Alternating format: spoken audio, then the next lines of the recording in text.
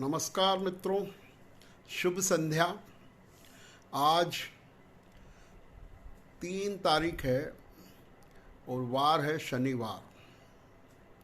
जैसा आप जानते हैं, इन दिनों ज्ञान कणिका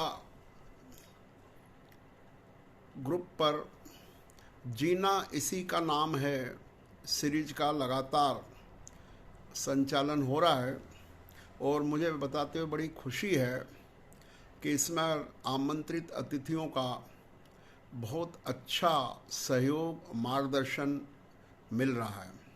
और इसी क्रम में आपने विगत दिनों हमारे समाज के मेहमानों को सुना और उनके विचारों का लाभ लिया। निश्चित रूप से कल का एपिसोड भी बहुत महत्वपूर्ण रहा और डॉक्टर धर्मचंद जी जैन साहब ने भय से निर्भयता की ओर कैसे आगे बढ़ें, इस बारे में बहुत सटीक बात कही और उसका जो समीक्षा आई, उसकी जो टिप्पणियाँ आई, उसकी जो प्रतिक्रिया आई, वो बहुत प्रशंसनीय है। काफ़ी अच्छा प्रतिसाद मिला है और इसी बात को दृष्टिगत रखते हुए जो उद्देश्य था कि मेरे तो एपिसोड लगभग काफ़ी हो चुके थे और वो चलेंगे आगे भी, पर मैं चाहता था कि समाज के अंदर मित्र वर्ग के अंतर्गत जो विशिष्ट प्रतिभाएं हैं, मेधावी महानुभाव हैं, उनके अनुभव का, उनकी प्रतिभा का, उनके व्यक्तित्व का, उनके कार्यों का लाभ लिया जाए और उनसे परिचय प्राप्त किया जाए। निश्चित रूप से एक ऐसे प्लेटफॉर्म की ज़रूरत थी जिसमें हम आपस में एक दूसरे से मिल सकें, एक दूसरे से अपनी बात कह सकें और निश्चित है एक अच्छी कड़ी ये चल रही है। उसी को आज आगे बढ़ाते हुए थोड़ा सा समझ लीजिए टेस्ट बदलते हुए आज एक और मैं मेहमान को प्रस्तुत कर रहा हूँ। हालांकि वो मेहमान खूब परिचित है आपसे, उनके समीक्षा को आप रोज़ ही पढ़ते हैं और मैं समझता हूँ बहुत ही अच्छे वो समीक्षक हैं, लेखक हैं और समझ लीजिए कि एक युवा व्यक्तित्व के धनी हैं। वो हैं श्री ललित जी जैन जगमोदा वाले, जो कि वैशाली नगर में रहते हैं। निश्चित रूप से आप लोग परिचित होंगे, ललित जी की प्रत्येक एपिसोड पर बहुत अच्छी समीक्षा और टिप्पणी आती है और उनकी प्रतिभा देखकर बहुत सुखद आश्चर्य भी होता है कि एक व्यवसायी हैं, नमकीन मिठाई का उनका व्यापार है, निर्माण का और विक्रय का, और इतना होते हुए भी इतनी अच्छी भाषा। मैं समझता हूँ ऐसे व्यक्ति भी अपने समाज में अच्छे मौजूद हैं। तो मैंने उनसे भी कहा कि भाई आपका भी हमें एपिसोड चाहिए। तो पिछले दिनों उन्होंने एक यादगारी के हिसाब से एक उनके साथ जो घटना हुई उसके बारे में उन्होंने एक जानकारी वाला वीडियो, एक कहना चाहिए ट्रू स्टोरी वाला वीडियो भेजा है और आज मैं वो प्रसारित कर रहा हूँ। पहले ललित जी के बारे में बता देना उचित है। ललित जी इंदौर समाज के वरिष्ठ श्रावक और समाज सेवी और बहुत बुजुर्ग और बहुत कहना चाहिए कि नम्र व्यक्ति, कृतज्ञता ज्ञापित करने वाले व्यक्ति श्री हंसराज जी जैन साहब के सुपुत्र हैं। ये 6 भाई हैं और उनमें ललित जी का विशिष्ट स्थान है। जैसे रत्नेश जी हैं सबसे छोटे, वो सीए हैं। पारस चंद जी साहब सबसे बड़े हैं, फिर त्रिलोक चंद जी साहब हैं, महावीर जी हैं, कमल जी हैं। तो इस प्रकार से एक बहुत ही पारिवारिक रूप से बहुत निकट के सब लोग हैं और बहुत अच्छे से जो है परिवार के साथ जॉइंट फैमिली में रहते हैं और अपने पिताजी श्री हंसराज जी जैन साहब के मार्गदर्शन में, नेतृत्व में, छत्र छाया में ये परिवार निरंतर आगे प्रगति कर रहा है हर क्षेत्र में। तो ऐसे ललित जी ने वैष्णव महाविद्यालय से एमकॉम किया है, वो पोस्ट ग्रेजुएट हैं। इसके साथ साथ उनकी जो खास बात ये है कि वो नमकीन और मिठाइयाँ अपने हाथों से बनाना बहुत अच्छे से जानते हैं और उन्होंने जानकारी दी है कि वो स्वयं कुशल हैं नमकीन और मिठाई बनाने में। तो ये एक बहुत बड़ी विशेषता है उनकी और उसी के साथ जो दूसरी विशेषताएं जुड़ गई, एक तो वो बहुत अच्छा वाद्य यंत्र बजाते हैं, बहुत अच्छा पियानो बजाते हैं। उसको एक प्रस्तुति भी मैंने पहले उनकी यहाँ पर प्रस्तुत की थी। बहुत अच्छे मतलब वाद्य यंत्र बजाने में वो कुशल है। इसी के साथ से लेखन कला आप देख ही रहे निरंतर उनकी, और उसके साथ साथ उनको अच्छे कार्यों का भी बहुत शौक है, आध्यात्मिक कार्यों का। जैसा अभी वो इस एपिसोड में भी बताएंगे कि उनकी रुचि धर्म और अध्यात्म में भी बहुत है, नई चीज़ें सीखने में उनकी रुचि है। और कई चीज़ें जो ये जीना इसी का नाम में कुछ संशोधन होके या कुछ व्यवस्थित होके आ रही है, उनमें उनके बहुमूल्य सुझावों का भी बहुत बड़ा योगदान है। तो ऐसे श्री ललित जी जैन, इंदौर, वैशाली नगर इंदौर को मैं आज आपके सामने प्रस्तुत कर रहा हूँ। श्री ललित जी। सभी महानुभावों को नमस्कार, जय जिनेंद्र। आज मैं आपको एक सच्ची घटना, एक भाव प्रसंग आप लोगों के साथ शेयर करना चाहता हूं, जो मेरे जीवन में मेरे साथ हुई है। ये घटना बताने के पहले मैं एक बात क्लियर करना चाहता हूं कि मैं न तो किसी अंधविश्वास को मानता हूं, न किसी अंधश्रद्धा को मानता हूं, और न कोई झूठे चमत्कार या भूत प्रेत, इन चीज़ों में मेरा कोई विश्वास नहीं है। हाँ, लेकिन मैं ईश्वर को मानता हूँ, ईश्वर की असीमित शक्ति को मानता हूँ। जो दुनिया, जो ब्रह्मांड चल रहा है, उस ब्रह्मांड को चलाने वाली कोई अनसीन पावर है, कोई शक्ति है, वो मैं अपने हृदय में उसको मैं मानता हूँ कि कोई ना कोई ऐसी परम शक्ति है कि जिसकी वजह से सूर्य और चंद्रमा अपने स्थान से चल रहे हैं, धरती अपने स्थान पर चल रही है, बारिश समय पर आ रही है। ये सब जो घटनाएं घट रही है मानव जीवन के लिए आवश्यक, इन सबको मैनेज करने वाला कोई ना कोई पावर तो जरूर है, ये मैं मानता हूँ। बात सन 1992 की है। मैं और मेरा एक मित्र है जिसका नाम है अजय जोशी, जो आज भी हमारे समाजवादी इंदिरा नगर में जहाँ हमारा घर है वो हमारे पास में ही रहते हैं। हम दोनों मित्र एक स्वाध्याय कार्य है जो गीता के विचारों पर आधारित है, और जो कल्चरल वर्क करता है व्यक्ति के अंदर, जो हमारी वैदिक संस्कृति है, भारतीय संस्कृति, उसकी बातें और गीता की जो बातें हैं, गीता जो मानव जीवन के लिए आवश्यक है, मानव जीवन का मार्गदर्शन करने वाला जो ग्रंथ है गीता, उसके विचारों पर आधारित कार्य एक स्वाध्याय कार्य के नाम से इस देश में चलता है, जिससे हम कई वर्षों से जुड़े हुए हैं। हम दोनों जुड़े हुए थे दोस्त, और आज भी हम जुड़े हुए हैं। इस स्वाध्याय कार्य के बारे में कभी चर्चा हम करेंगे जब समय मिलेगा, लेकिन अभी जिस घटना के बारे में मैं बताना चाहता हूं, वो घटना इस तरह है कि हम यहाँ से, इंदौर से लगभग 20 से 25 किलोमीटर दूर एक गांव में भाटखेड़ी, जो पीथमपुर से महू रोड की ओर जाते हैं, तो वहाँ रास्ते में आता है। तो वहाँ हम हर महीने में शनिवार को, सेकंड सैटरडे को रात में जाते थे, नाइट होल्ड करते थे वहाँ पर।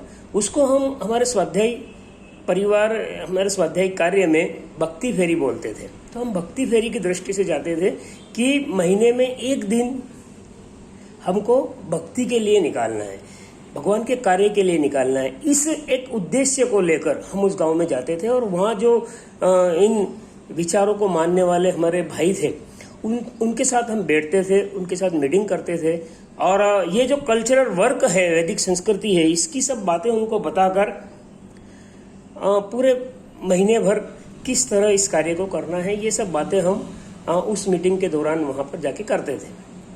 तो हर महीने हम लोग वहाँ भाटखेड़ी में इस तरह जाते थे, और हम जाते थे तो पीथमपुर होकर जाते थे। यहाँ से पहले पीथमपुर जाते थे, और पीथमपुर से फिर वापस महू रोड की तरफ आकर 7-8 किलोमीटर दूर ये भाटखेड़ी गाँव था, वहाँ जाकर हम ये सब कार्य करते थे। भाटखेड़ी में कई बार हमको लोगों ने कहा कि आप पीथमपुर होकर मत आया करो, ये बहुत दूर पड़ता है, इससे अच्छा है ये जो बाईपास है, इससे भाटखेड़ी का फाटा है जो कच्चा रास्ता है, और इस कच्चे रास्ते में आप आएंगे तो मुश्किल से 1-1.5 किलोमीटर दूर आपको ये हमारा गांव में आप पहुंच जाएंगे और आपको लगभग 8-10 किलोमीटर का जो चक्कर होता है पीथमपुर जाकर आने का वो बच सकता है।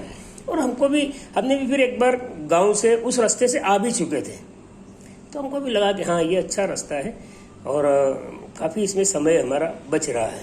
तो जब हम एक बार यहाँ से जा रहे थे तो हमने सोचा उस दिन कि चलो आज हम इसी शॉर्टकट वाले रास्ते से जाते हैं। ये सोचकर हमने हमारा स्कूटर उस कच्चे रास्ते में उतार दिया।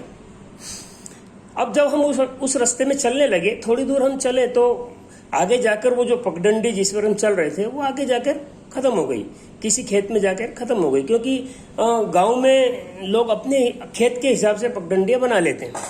अब वो हमको इसकी जानकारी नहीं थी तो खेतों में जाके खत्म हो गई। फिर हम वापस आए तो फिर वो पगडंडी किसी दूसरे खेत में जाके खत्म हो जाए, फिर वहां से चले तो फिर किसी तीसरे खेत में वो पगडंडी खत्म हो जाए।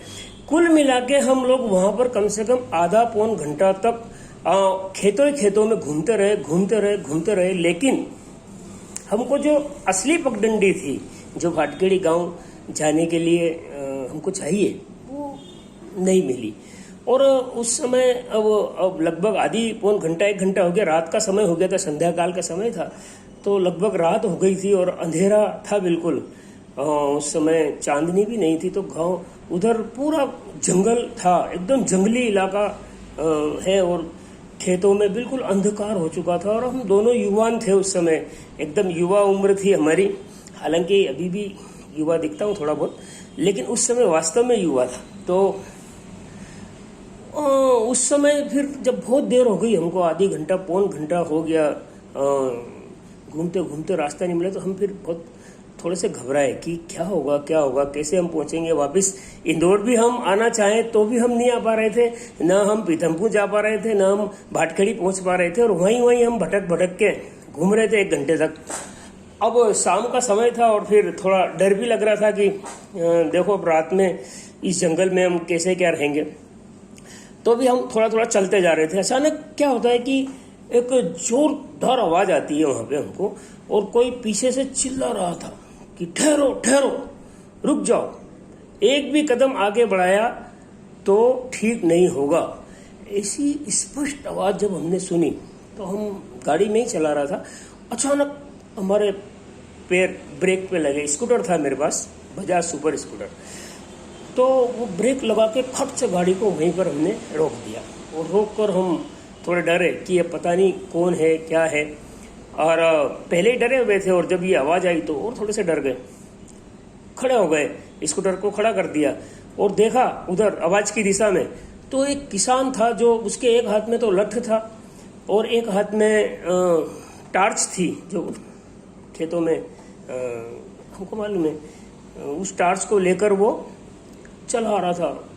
दूर से ही चिल्लाता आ रहा था कि आप रुक जाओ, मत आगे बढ़ना, आगे मत बढ़ना।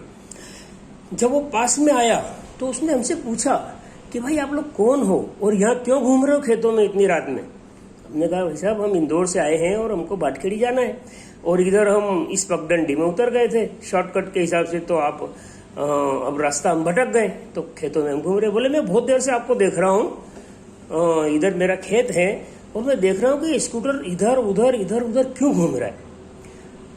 तो बोले मैं इसलिए भागते हुए आया हूँ कि भैया यहाँ खेतों में यदि बहुत सारे कच्चे कुएं हैं, जिन कुएं में मुंडेर नहीं होती है, तो आप अब स्कूटर पे से नीचे उतर के देखो। थोड़ा सा आगे हमको वो लेके गया और मुश्किल से 5 या 10 कदम आगे जाके हमने देखा तो एक कुआं था। वो कुआं था बिल्कुल जमीन से लगा हुआ, पता नहीं चलेगा आपको कि यहाँ कुआं है क्योंकि उसकी कोई मुंडेर नहीं थी। तो वो किसान बोला कि यदि आप 5 कदम भी और ये स्कूटर आगे बढ़ा दें तो इस स्कूटर सहित आप दोनों इस कुएं में गिर जाने वाले थे। और मुझे पूरा अंदाजा था कि ये इधर उधर जो स्कूटर घूम रहा है जरूर कोई ये नए लोग हैं और ये इनके साथ कोई दुर्घटना न हो जाए, इसलिए मैं बोले भागता हुआ फिर आया हूँ और इसलिए आपको वहीं से मैंने आवाज भी लगाई थी। अच्छा हुआ बोले आप रुक गए, यदि आप 2 मिनट और नहीं रुकते तो आप इस कुएं में गिर जाने वाले थे। और हमने भी जब जाके देखा तो वास्तव में एक सूखा कुआं था 20-25 फीट गहरा, और उसको देख के हमारे रोंगटे खड़े हो गए कि देखो यदि ये व्यक्ति यदि 2 मिनट और लेट हो जाता और हमको नहीं मिलता तो निश्चित तौर पे हम इस कुएं में गिर जाते, और गिर जाते एक बार स्कूटर सहित तो पता नहीं क्या होता। कोई हमको बचाने वाला भी वहाँ पे उस जंगल में नहीं था, हम किसको आवाज़ लगाते। ये हम सोचकर बिल्कुल एकदम हम स्तब्ध थे। और उसके बाद हमने उनसे कहा कि भाई साहब हमको भाटखेड़ी जाना है, तो आप ऐसा करो कि आगे वो भी हमको पता नहीं कहाँ इस यहाँ पर कुएं हैं, तो आप हमको थोड़ा सा भाटखेड़ी तक छोड़ दो। तो बोले हाँ ठीक है, मैं आपके साथ चलता हूँ, क्योंकि यहाँ तो बहुत सारे कुएं खेत में, आप तो कहीं भी आपके साथ दुर्घटना हो सकती है। तो वो हमारे साथ पीछे बैठा। उसके बाद 3 सवारी हम जो है कम से कम 1 किलोमीटर तक उसने हमको उस कच्चे में चला के, और जो भाटखेड़ी की असली पगडंडी थी वहाँ पर उसने हमको छोड़ दिया। बोला कि अब ये जो बिल्कुल सामने हमको दिख गए थे, मकान भी दिख रहे थे, लाइटें भी दिख रही थी गांव की, बोले अब आप इस पगडंडी को मत छोड़ना और ये आपको बिल्कुल पहुंचा देगी।